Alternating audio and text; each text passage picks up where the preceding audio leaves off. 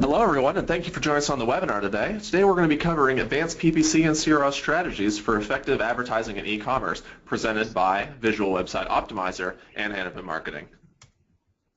Speaking right now is Jacob Fairclough, and I am a senior account analyst at Hannafin Marketing, a blogger at PPC Hero, and I don't know, I'd say there's a whole lot of other little side tasks that come along with it, so maybe you've seen me on PPC Hero, heard another webinar, seen some white papers, anything like that. But presenting with me today is Taruna, and I'm going to let her introduce herself. Hi, I'm Taruna. I do marketing at Visual Website Optimizer. I have been majorly handling the PPC accounts here, and I'm also a blogger on the VWO blog. You can find me on Twitter at Taruna2309. Make sure to say hello after this webinar. I'll reply back and we can chat. All right, so you may have seen it at the bottom of the slides, but if you'd like to join in today's conversation, go ahead and include the hashtag ThinkPPC in your Twitter tweets. We'll also be using the webinar question box to pick up questions for a live Q&A session at the end. So make sure you stay tuned for that. Now, to start off, we have to go with a live poll question. So this is always an interesting question. How long have you been involved in PPC?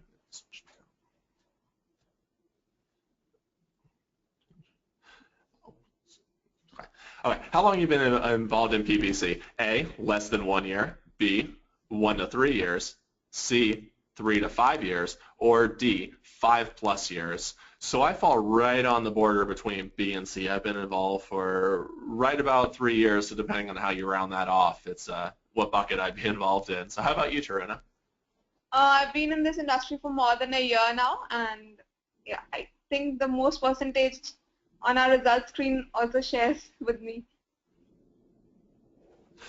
Yeah, it's one of the things that we notice. I always like seeing this because there's a lot of people who've been involved. I mean, the industry is a lot older than you'd expect it to be, but it's such a fast-growing industry that you get so many people joining in right from the start. So looking at the results right now, it looks like, wow, a extremely even split. Everything's right a little bit above 20%, but we are coming in at 32% at 1 to 3 years. So about a third of the group today is in that, I wouldn't call it beginner because you learn a whole lot of stuff in a year, but right in that young career bucket.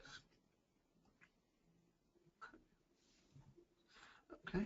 And one more quick question before we get started. How do you manage your accounts? Okay. A, I'm part of an in-house PPC team. B, I do all the marketing, including PPC. C, I work for an agency. Or D, I'm a consultant.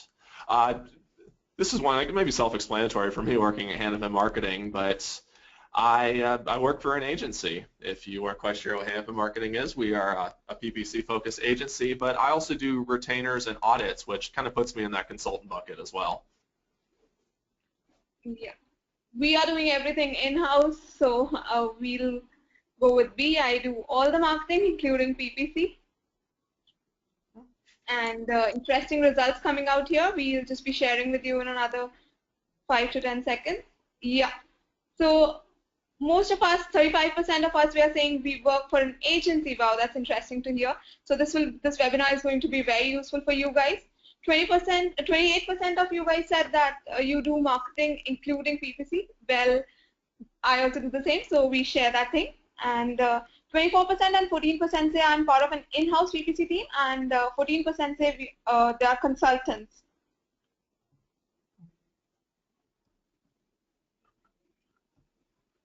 Okay, let's go ahead and get started. So just to kick it off right now, I'm going to go into start off on the PPC side, one of the things that's super valuable in e-commerce is actually looking at your remarketing tactics, because you aren't always going to win on the first click. I'm sure it seems like quite a few people here, you know, have the experience in PPC, and you look at your SQRs and you realize people aren't always searching for the exact product I think they're searching for, or sometimes they start with very generic searches, and those are the reasons why you really have to focus on the remarketing side and get them the second time around. This is especially important if you aren't, I guess what you consider one of the big dogs. That's going to be one of the hardest things about e-commerce is you have those large advertisers like Amazon that are just bidding on absolutely everything. So you have to get a little crafty to make sure that you're competing in the right spots, but you aren't getting into a bidding or budget war with them. So there's three main areas here that we're going to cover. One, search and display, which might sound vague, but basically just using your remarketing list on top of your search and display campaigns that you already have in place. Another option, which is a little newer, what I've seen a lot of value in, is custom audiences. This can be it sounds like Google is moving in this direction. Facebook has this option. Other platforms have this option, as well as just cover a few third-party services that exclusively cover remarketing. So just to start off with search and display, take advantage of those return users. Go ahead and layer your remarketing list on top of your campaigns, and this will increase your competitiveness in bidding on those select audiences. One of the examples that comes up, I think everyone at PPC has heard some variation of a shoe example. So one of the interesting things here is a lot of people are going to be searching for running shoes. But what if your company specializes in trail running shoes? Of course, you want that traffic from the running shoes, but there's a lot of people who run on roads or run on tracks. They need a different sort of shoe, and people are going to see your ad, and they might click it, but then say, oh, this isn't exactly the type of shoe I'm looking for, and you just end up paying for those clicks that aren't going to convert. You're in the right market, but you're not in the right niche. So this goes to the third point right there, it's targeting looser keywords and topic targeting with select audiences.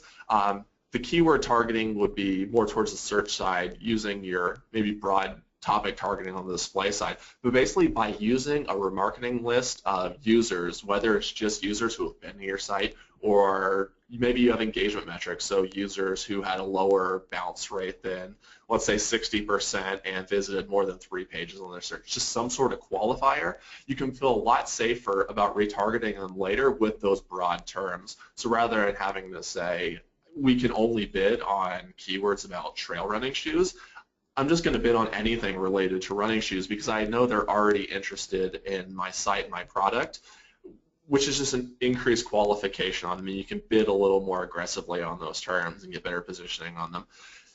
The other two options here would be one with high assist conversions. We'll talk about conversion funnels a little later on. But one of the things you'll often find is people are heavily trafficked through a certain term, but they don't necessarily purchase on that term. And by using those with the remarketing list, you just have a little, kind of like earlier, you have a little more control of what you're bidding on, and you say, I know these keywords lead to sales down the pipeline, so I really want to show for them, but maybe I don't want to show for them every time. So when we go over that, we'll just go over, how do you find those keywords and what do you want to bid on? And then the other one, which won't apply to everyone in e-commerce, but if you have some sort of service or product that is renewed over time, maybe it's something related to a uniform or not job performance, a tool or something that needs to be regularly replaced. You see this a lot in insurance when they're about to hit the end of that product's life cycle, making sure you have a list in place to start aggressively remarketing to them again. So the example I use is maybe it's something for firefighters or police who are, you need a specialty boot and they wear it a lot. It wears out due to all the heavy use. As that product life cycle turns over, make sure that you're advertising to them again, saying, why don't you reorder from us? Just make sure you get in there first before they start their buying cycle again and go somewhere else. The other one we're going to talk about is the custom audiences. So I've seen a lot of success on this, especially with Facebook. What you can do is, depending on the platform, most of them are mobile phone numbers or email addresses, is you can build a remarketing audience specifically on those users. So rather than using a cookie, you take a third-party data source. Well, it wouldn't be third-party for you. It's going to be your own data source. and you're going to plug that in and use that for your retargeting. The great thing about this, especially, let's use the example of Facebook, is you can build specific ads for your subscribers, and you can go ahead and synchronize your ads between your email and social. Email, I know a lot of e-commerce resellers get a lot of value from their email list. They have very large email lists, and with those numbers, if you have a decent open rate, you're getting a lot of users, and you can promote these products. But people don't always buy straight out of the email, so why not align your ads on, let's say, Facebook with the promotions that you're running through email? So they see in their email inbox, they're thinking about it. Next time they're on Facebook, which if you haven't seen the latest reports, people are spending more and more time on, and it just have crazy ad engagements on there. It shows them that same offer rather than giving them a generic ad that you might show somewhere else. You can tie it directly back to what you're showing in your email, or even if you have your email list segmented based on what products they purchased the first time, what kind of product lines they're interested in, their job, their occupation. All of those can be used to make these really complex lists, and you can get super specific with your targeting. And it's one of those that if they're opted into your email list, that's something that they opted into. It wasn't they just dropped by your site and you want to take the chance and say, let's retarget them later. These are people who are already engaged with your brand, and you want to make sure that you are putting effort there to get those much easier returns. The other one, which is a little bit of a stretch here, is more of these platforms like Facebook will use these audiences and build lookalike audiences. Anyone who spent any time in like the Facebook Ad Manager says, oh, I see what they're using all this data for. There's a lot of different targeting options. So one of the things that Facebook can do is, based on the profiles of the people you're targeting, whether it's by their phone numbers or their email addresses, it can find people like those, whether they have the same interests, same occupations, and just expand that reach without you having to take as much of a gamble up front by guessing at the targeting. Google's offered this for a while. The one precaution I'd say with this is, put a test budget on it first. Depending on your niche or what you're selling, it can vary in performance, because sometimes these platforms don't quite pick up on the subtleties of specialty products. But especially if you're more of a general retailer, or you have product offerings that are maybe pretty similar to your competitors, this can be a great tool. Also, just go ahead and talk about the third-party providers. So we talked about Google. I should also throw Bing in there, Facebook, Twitter's another option. But besides just retargeting users on a platform, there's also technology or tech companies that provide even more in terms of remarketing. So three of the big ones I put here are Adroll, Criteo, Quantcast. I'm not going to speak for them because I'm sure their teams, if you're interested, can provide much better information. But the idea here is all of these platforms are gathering lots of data across major sites on the internet. If you go through a few of them, you can look, and it's some of those huge ones like ABC.com, NBC.com, and what they're building is building behavior and user profiles based on all this data to make smart decisions based on who you should be advertising for. So while they have traditional remarketing as well, they can also help you find those new users, and rather than just saying maybe like you see on Google or Facebook, they have similar profiles or they look like these audiences. Supposedly they have much more sophisticated models that can say this person is ready to buy. The other side along with these, which is very appealing to some people, is most of them offer dynamic ad creation. So it's not one of those where you have to keep recreating every single one of your ads. It's one of the things that comes built in. It's going to build the perfect ad for you. So if you're interested in one of those, I would heavily advise you to check one of these out. I definitely think Google, Bing, Twitter and Facebook are where you should start, but these are a great one if you have a bit of extra budget and you want to expand your reach. Another one, so this always comes up when it comes to PPC advertising, is talking about those ad extensions, and you've probably heard this before too. They give you more than just those two description lines. They give you extra links, the call-out extensions, review extensions. They say more about your brand without costing you less. and they can also provide valuable information to the customer. So 3 big ones I'll mention right now are site links, call-out extensions, and review extensions.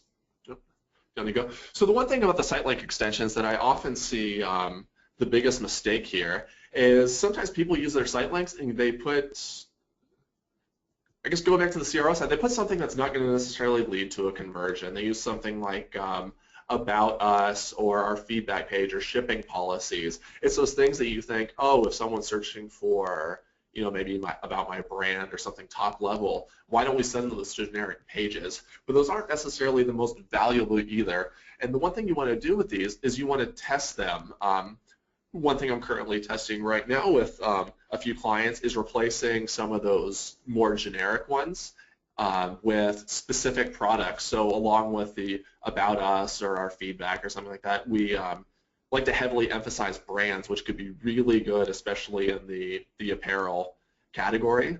You know, if someone's searching for a jacket, when they see that generic ad about the jacket, they see the site links that go to all the different brands, such as North Face and those, and it just shows your reach. It implies that, you know, we have multiple types of jackets and we have the top brands. It's not like a knockoff. It's what we have. The other side you can also do with that is go to specific products. So if you have people searching for a jacket, I would start by going into analytics and looking at your top products in the jacket category, whether it be by revenue, whether it be by conversion rate, because obviously something is going on with those products that is what people are searching for. And if you can provide that right off the first search, they said, oh, I was searching for a jacket, but oh, I'm really interested in that one, they can just click the site link, go directly to the product page, and add it to the cart.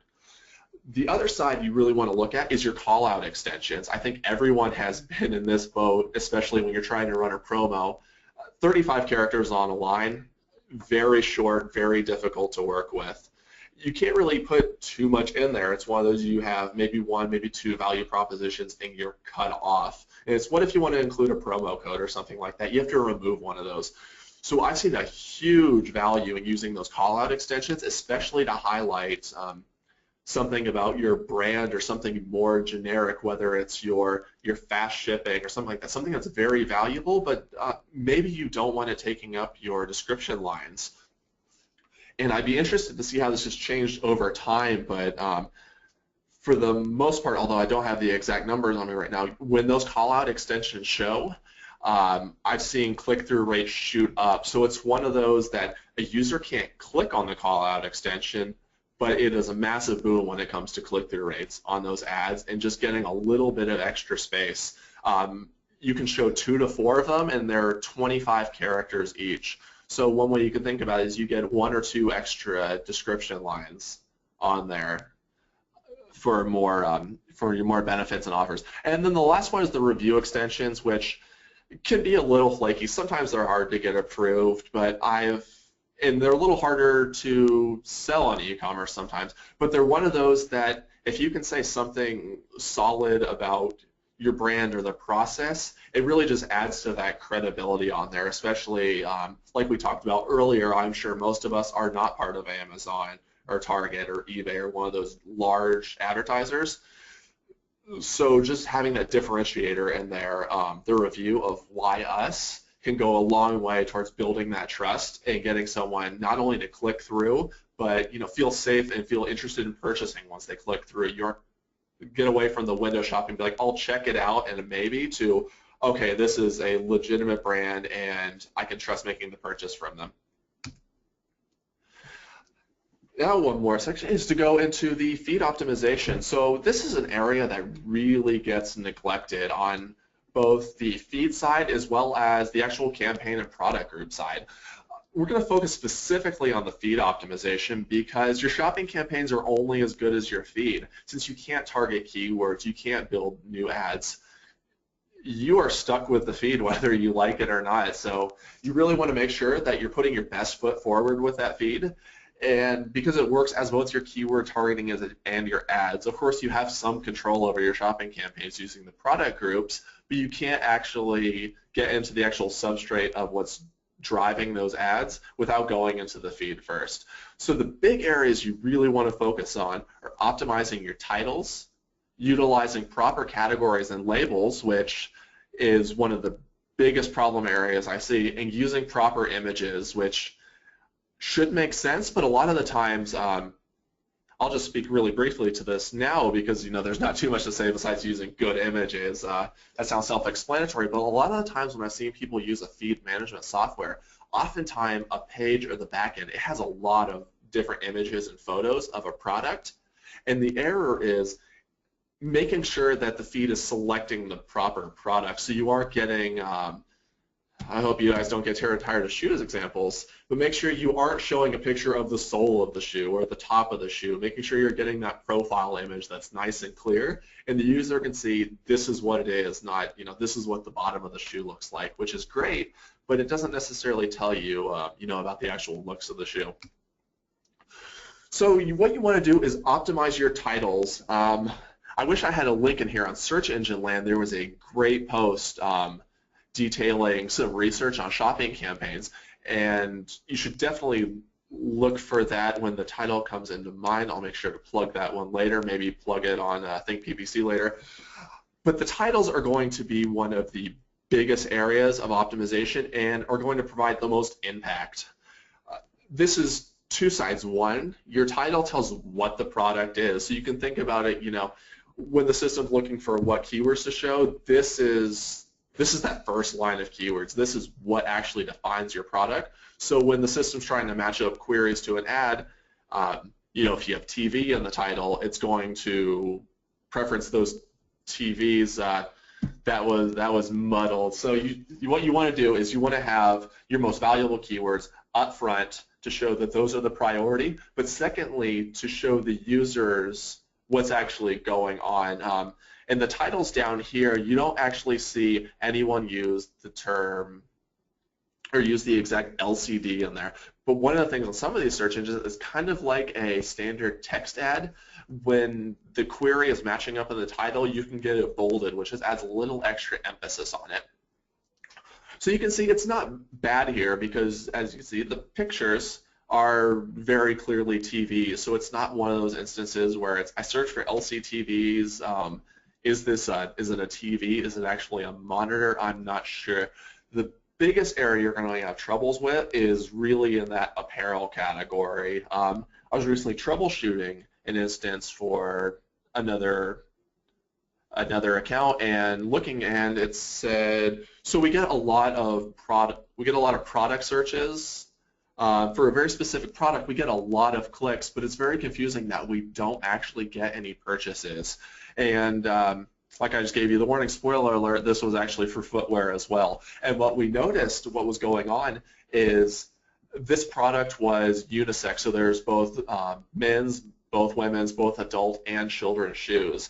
And you couldn't necessarily tell from the picture which one it was, but all of their competitors had that. They had men's, they had women's in there. It was very clear what you were going to, and the issue that seemed to be popping up is it was just showing one of the products in that product line, but it may be showing the child shoe, but someone was actually looking for the adult shoe. And then, you get to the page and you look and this is a children's shoe, my feet aren't that small, that's not going to work for me, and then just back out and try something else. So it's one of those where it's obviously a very high priority product, but it wasn't linking to the right product. The title wasn't telling the user exactly what they were going to, and they were losing people off the page rather than in the search. So what you want to do with enhancing your titles is you want to front load with your most valuable terms. So what are people actually searching for here? Obviously, similar to when you're doing keyword research, you want to utilize those SQRs to find the heavily searched terms. I put the big three here, so color, style, material. All three of those are the major differentiators that a lot of people are searching for, because if they aren't searching for like a model number or something, a very specific name of the product, they, probably searching for blue jackets or steel wrenches, or let's get away from those, say maybe bamboo cookware or something like that. It's something that's a major differentiator, and it's going to heavily influence their purchase, but it might not necessarily be up front in the query. And those are going to be the bulk of your searches. So you want to make sure that that is highlighted right up front. That's one of the first things the user sees. The other thing that we didn't touch on that last slide, go back real quickly, is you see the ellipses at the end of the title. your title is invariably going to get cut off at some point. So even if it's in the title, but it's towards the end, it's very, very rarely going to show, which is why it's, some of those, it's important to the title, but maybe you do want to move the color or the brand of the style up front, so that's the first thing that the person sees. You also want to make sure to highlight the differentiators, kind of like the footwear example I gave. You want to highlight whether it's men's or women's, what season it's for. That might seem a little vague, but some of the other examples I was working for through this presentation were looking at what if we just searched for jackets. And the interesting thing, maybe this is something you do on your own, is look, and a lot of the times on those small pictures, it's not exactly clear, what kind of jacket is it. Is it more of a, is it a thinner jacket? Is it a thicker jacket? Is it, this is a little easier to tell from the picture, but is it more of a dress-up jacket or is it a dress-down jacket? All of those where, kind of like we talked about before, the style and the material can make it very clear what I'm looking at. And the other area I want to go to is taking advantage of the categories. So these don't have nearly as much of an impact on the serving status, but they have a major impact on your ability to control what ads are showing. So the biggest problem I see here is you have to have some category, but a lot of the times we keep using the apparel. Sometimes it just gets cut off at apparel and accessories, which could be anything. If you dive in further, that could be shirts, jackets, socks, shoes, sandals, winter boots, snowshoes, sporting wear. All of things where if you didn't have that built into your feed when you're trying to build out your product groups, in AdWords or Bing, you're just going to be able to show for apparel, accessories, or brand, and that doesn't necessarily help you that much because, as I'm sure everyone here knows, all your products are going to have different margins, different demands. You don't want to just put everything in there with one set of bids and let it go. You want to make sure to say, we're moving into the fall. We want to de-emphasize sandals, for instance, so we want to bid down on there, but we don't want to necessarily have to bid down on our athletic shoes because we're in football season and people are buying cleats. The other area along with that is it also makes it easier to negative out. So we talked about how taking advantage of your categories makes it easier to target. It also makes it easier to exclude, like I mentioned, the athletic wear versus the sandals. You can have footwear categories based on brand, but then block out certain areas from that. So I want my product group to only focus on Nike cleats, but I don't want the Nike sandals or Adidas sandals, which I'm sure anyone who's been in that sporting goods area has seen in their own campaigns that oftentimes you see a lot of searches for maybe Nike footwear, but they're looking for the much cheaper sandals or slip-ons rather than the more expensive products, and it really just can wreak havoc on your bidding. You don't want to bid $3 on a product that costs, I don't want to speak for you. So a lot of times you don't want to spend $3 on a product that costs $30, but you may want to spend $3 on a bid for a product that costs like $100, $120. So the other side along with this is making extensive use of your labels. You won't be able to get everything through those product categories, but this is where the custom labels come in place, and there's 5 of them. There's 5 different fields you can use on each product, and the ideas you can use here is maybe you make it easier to sort by color. Maybe you make it easier to sort by sport, going back to that cleat example. What sports are these used for? Use it even as your margins. So I know that's a major sticky point, is trying to control and say, there's a lot more flexibility to bid high on these high margin items, but sometimes, you want to de-emphasize the low margin items, especially maybe you're right at the baseline for your goals and you really just need to conserve your budget and say, without having that label for that low margins and those low return products, it makes it very difficult to block those out. I'm sure anyone who has gone product by product in their settings has eventually pulled their hair out and just gone crazy from trying to block individual products, and that being the only way to manage. The other areas, if you haven't used the Dimensions tab, the shopping campaigns brought a lot of welcome changes to different breakdowns through that tab. So broken down by brand, category, SKU, ID, all of those you won't get if you aren't making use of these. To go back to the examples, you don't want everything lumped in as apparel and accessories. You offer a lot of things in there. So you want to make sure that when you're looking at that top level, maybe through your dimensions tab, it says, oh, okay, so this section of apparel and accessories is doing well, but we are seeing, maybe really poor performance on our t-shirt line, so maybe we need to steer away from that. All in all, the idea here is make your life easier, get better reporting, make sure you're using the labels and all the categories to make sure you're making the best decision. And then we're going to jump into attribution models. The last click is misleading. So this kind of circles back to the first point. You don't always win on the first click, and the last click isn't always the full story. So PPC often heavily influences sales, even when it's not the last click. This is, I think we had, almost a quarter of the people on the agency side. Especially if you're an agency, I'm sure you've had a client who at one point said, why don't we just cut PPC? We'll make up the money somewhere else. Maybe we'll get it through organic, maybe we'll get it through referral traffic. But why are we even spending money on this? And anyone who's worked in PPC for a while, the red flags start going up, your hands shoot up, you say, please don't do that. That is going to, crush you. It's going to have those rippling effects across your marketing channels. And you aren't just going to lose those last click sales. You're going to be losing all those sales that PPC helped in the funnel. So the three big areas you really want to focus on here are the total assist value, the attribution models, and then at least do a brief search of the conversion path analysis to actually see what does the actual path look like rather than those top level numbers.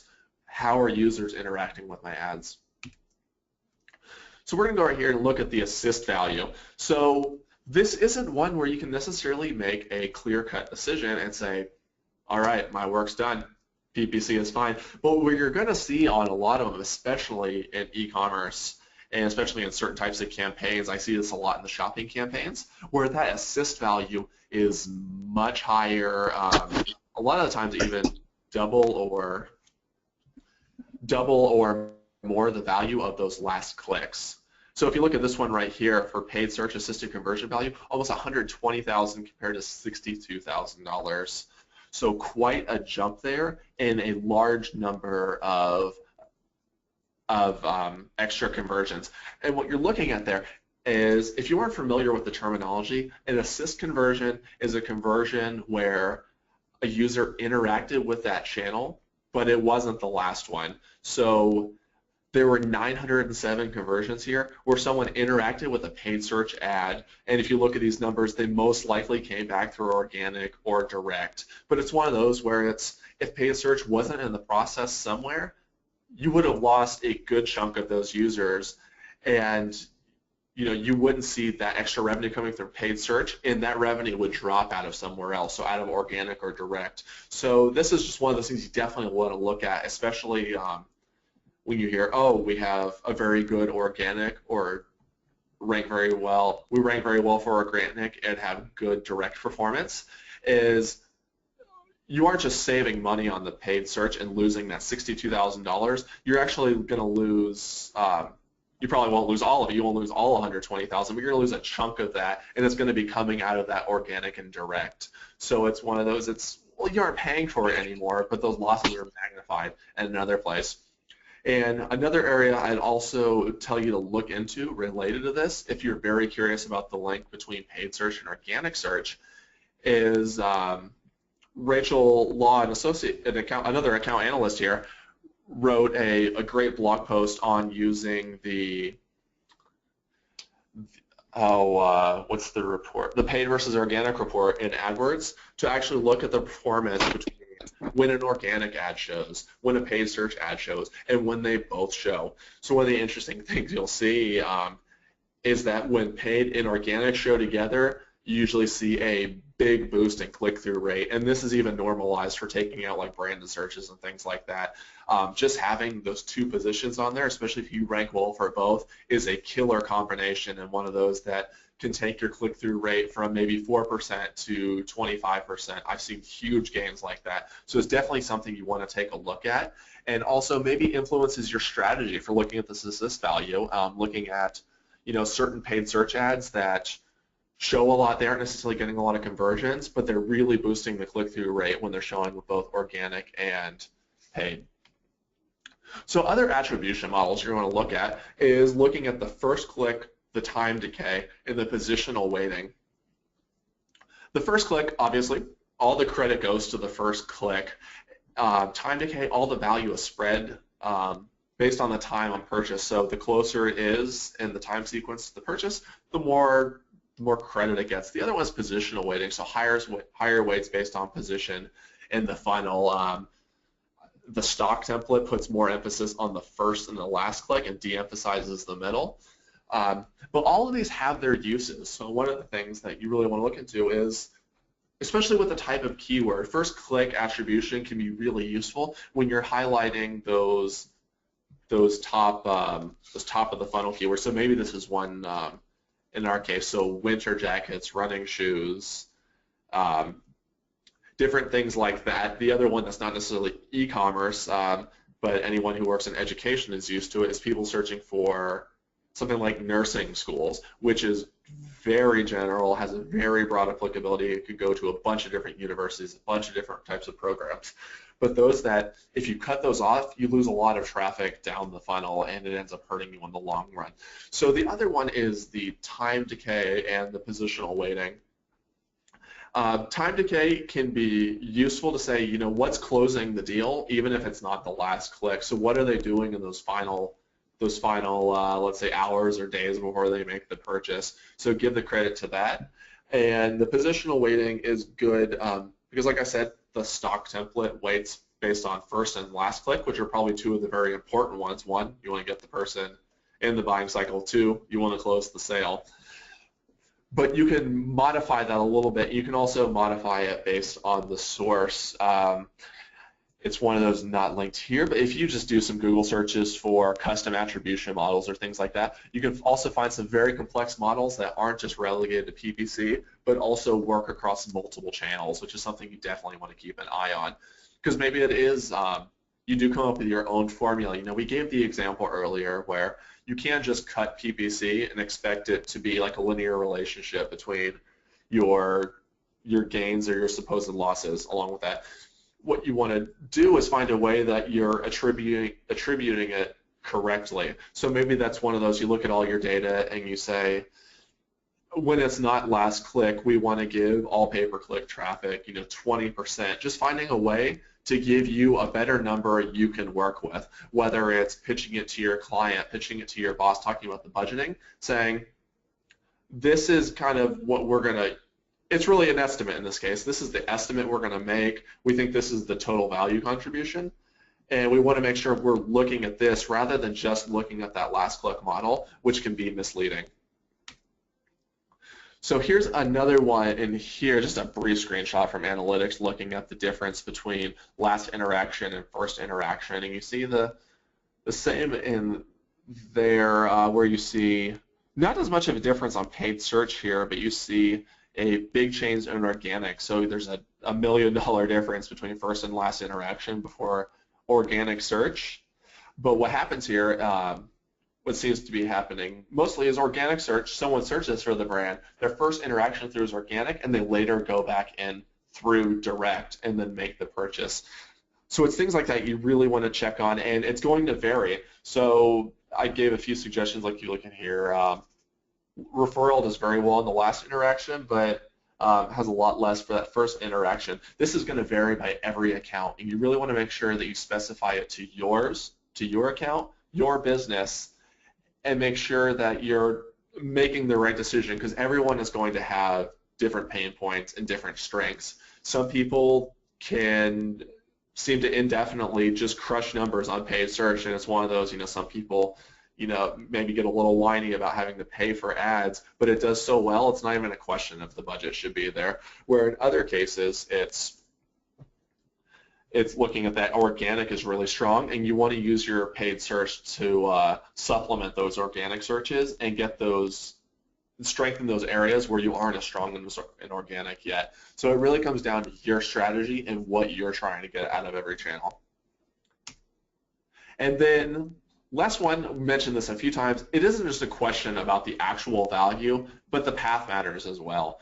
So I already gave some of these examples, but generic searches can lead to brand searches. The top of the funnel keywords lead to further refined searches, and the purchase paths over multiple mediums and platforms, which we covered in some of those models earlier, comparing like first and last or positional weighting. All of those are crucial to your success. And the one area that I'll really point out here is there's always the debate about branded traffic. Should you bid on your brand? Should you not bid on your brand? Even when you bid on your brand, which in most cases you probably should be, you're going to see really strong returns.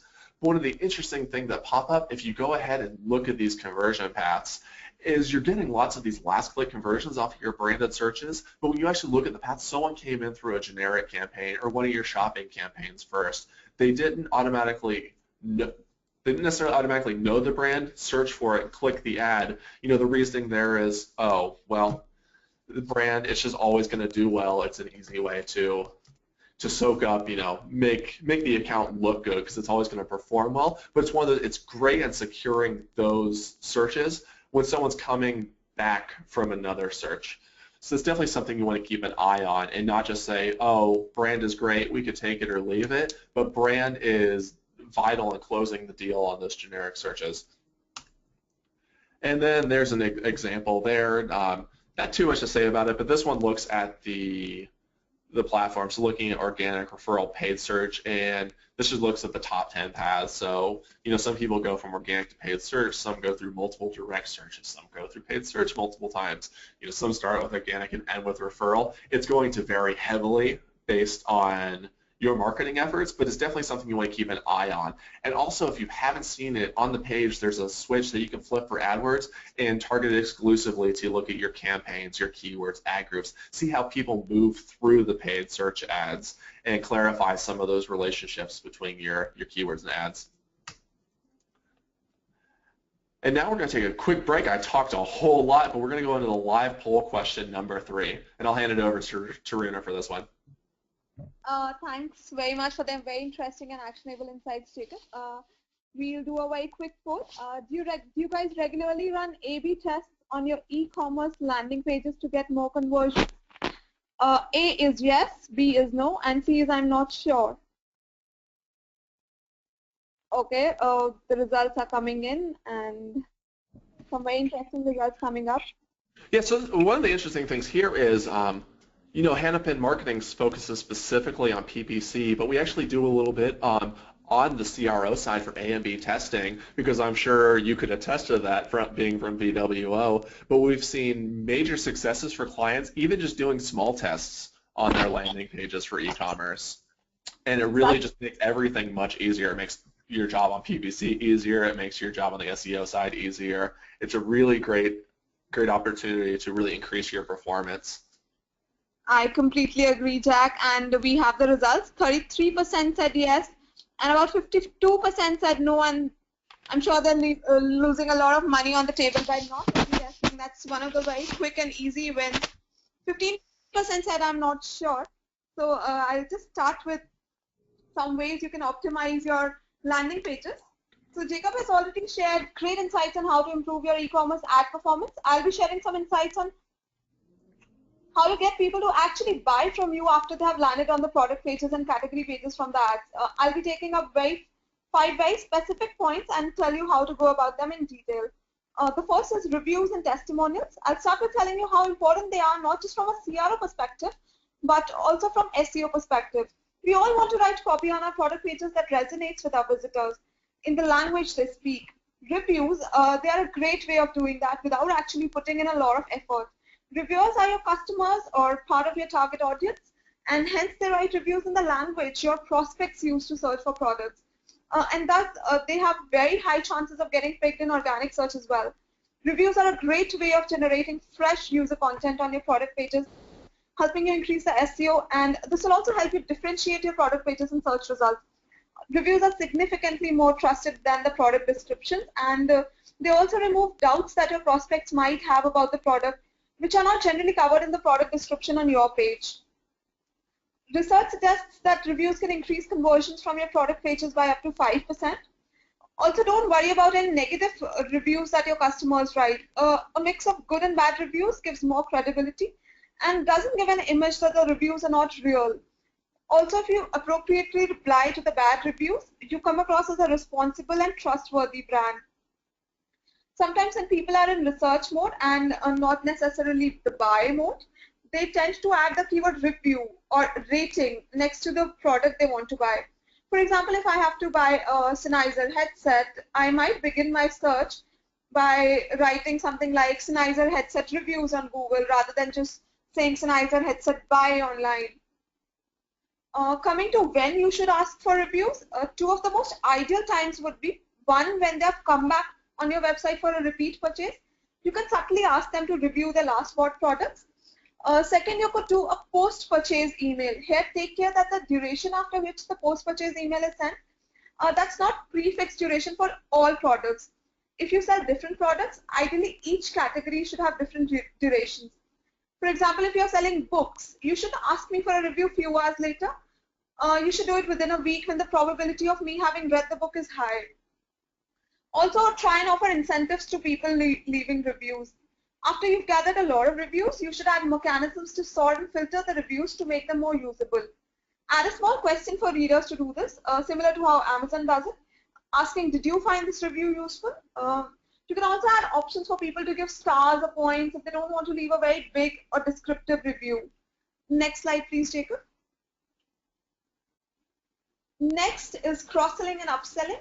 Cross-selling is when you're offering people complementary products like headphones to go with cell phone, case with a hard disk, laptop bags with laptops, and so on. Upselling is when you offer them a model different from the one they're currently looking of the same product. For example, if they're looking at cell phones, you can show them options with better camera quality or higher storage.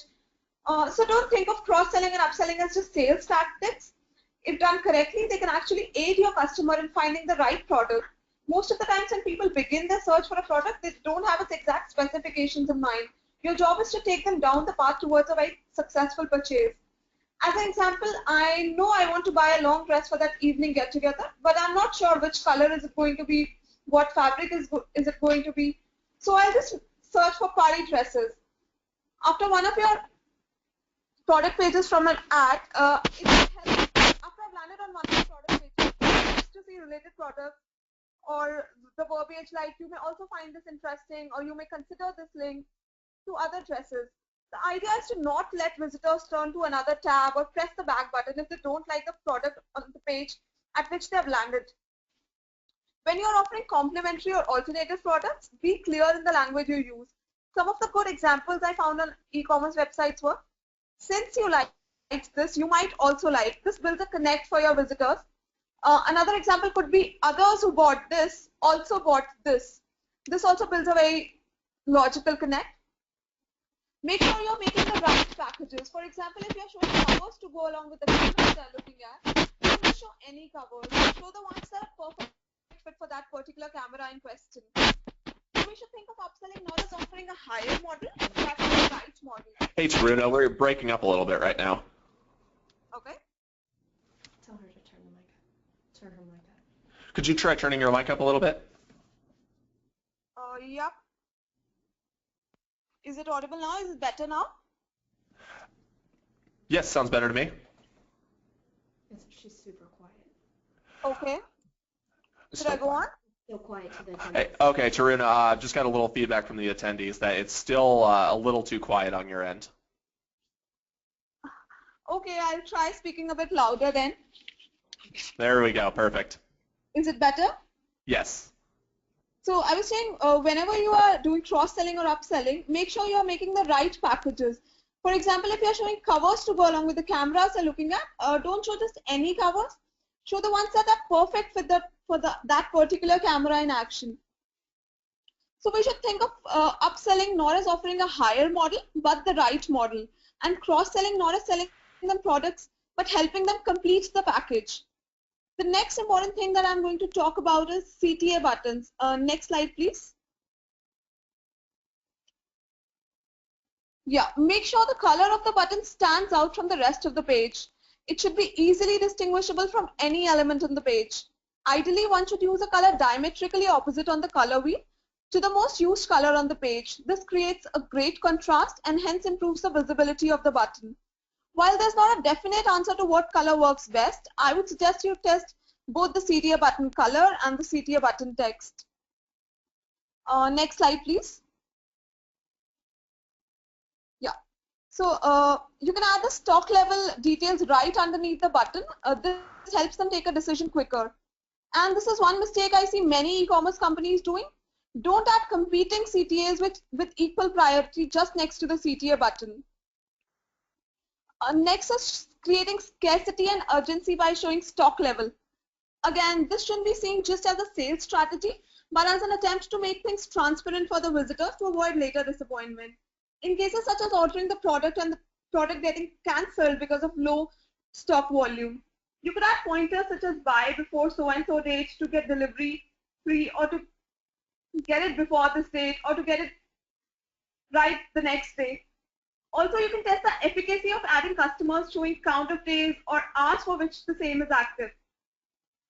Last, I would be taking up for product page optimization is the add to wish list feature.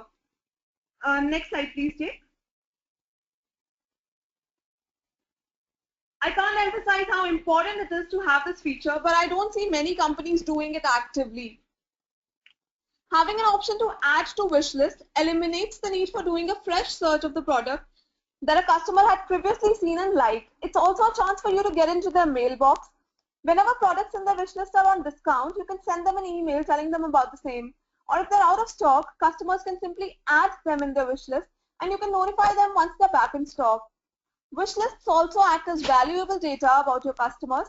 They tell you about the likes and tastes of your customers.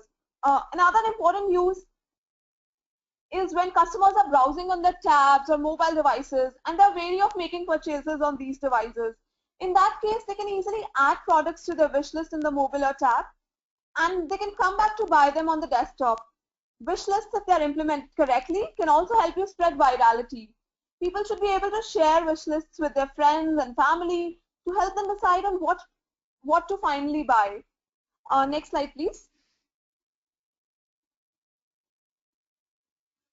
Yeah, category pages. This is the most important thing that I'm going to talk about.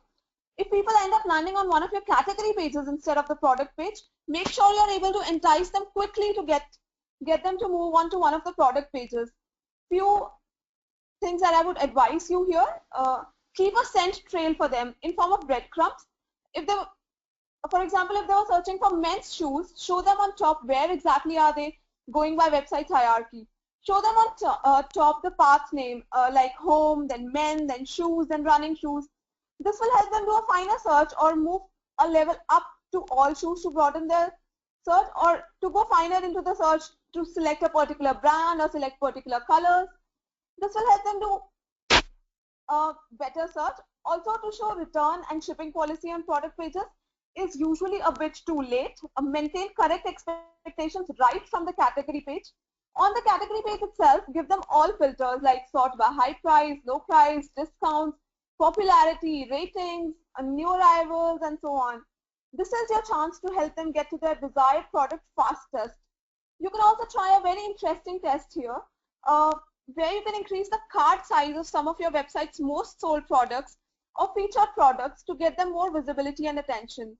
I've seen some really good e-commerce sites also implementing a feature such that when you hover over the product, it shows the stock level, the sizes of the product available, or the available colors, and also a CTA for quick view of the product. Again, this sets the very right expectations before moving on to the product page to actually buy it. And if the color is not present or if the size is not present, it avoids the disappointment that is created. Also, this reduces your category page's bounce rate and makes them more engaging.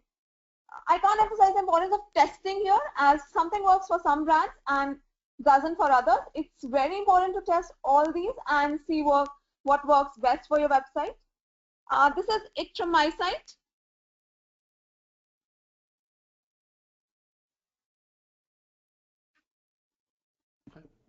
No, that was a great point, Taruna, about the category pages. So that's not only the product pages themselves, but I've seen a lot of success of people testing those category pages, even sometimes just using the stock what would you call it, the stock sorting methods that usually come on e-commerce, such as top selling, best selling, or featured products. I've seen instances where sometimes, having the best-selling products actually increase the conversion rate by like 10%, or maybe sometimes having the featured products, maybe your conversion rate's a little lower, but your average order values are higher. So I guess for the 52% of people who weren't testing their pages, this might be a good opportunity for you to test this, because it's something you could also do independent of all of your marketing efforts, but it impacts every single one of them.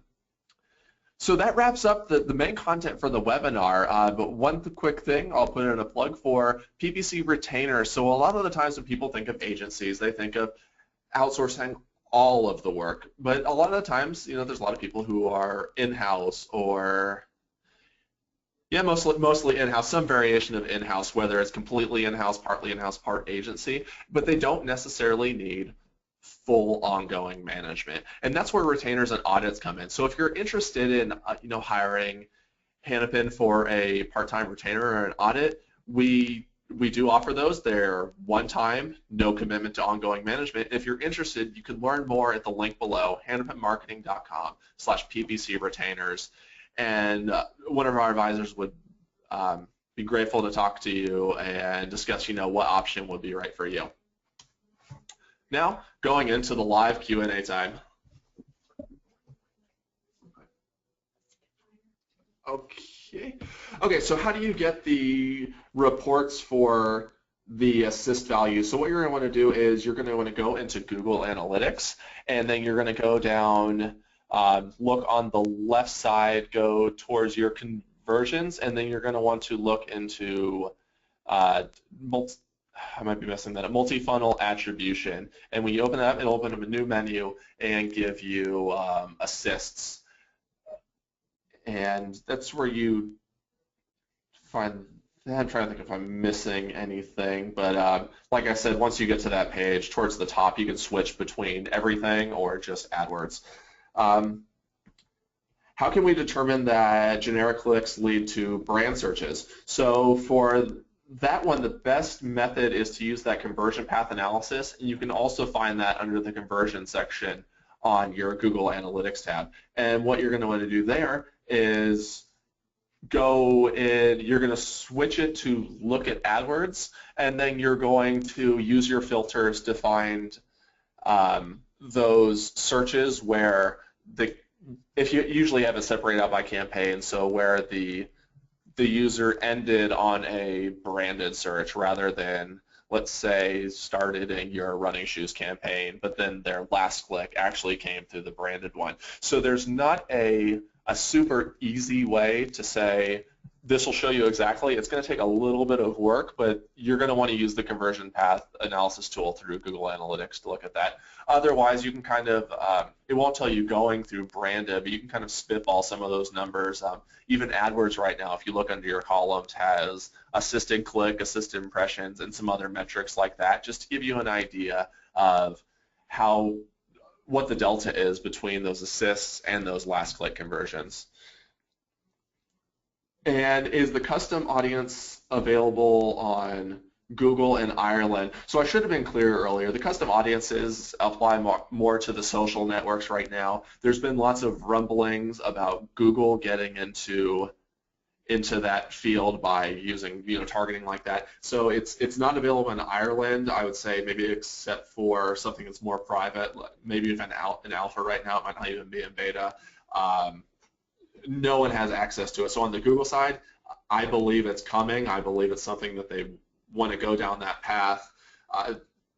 The only challenge would just be any, kind of that backlash from the privacy rights. So it's something to look for that's going to come out, and it's going to be huge, but it's not available right now, and there's limited information. So those custom audiences, you're going to want to use those on your social networks and your other platforms. You won't be able to use it on Google just yet.